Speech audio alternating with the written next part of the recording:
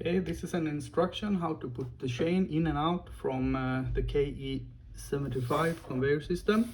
Here you can see you have a small lid that you can take away to make space to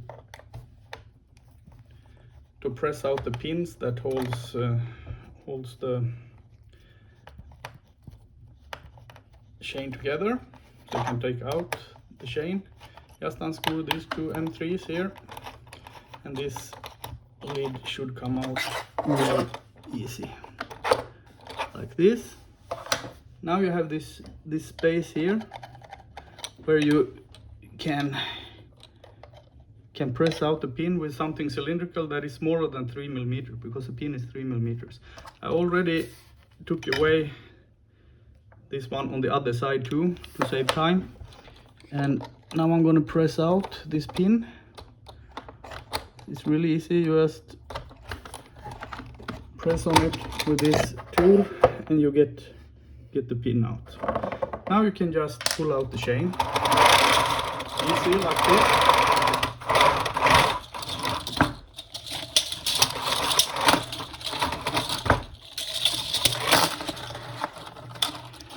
So, and when you put it in, put the pointy side in from this side, like this.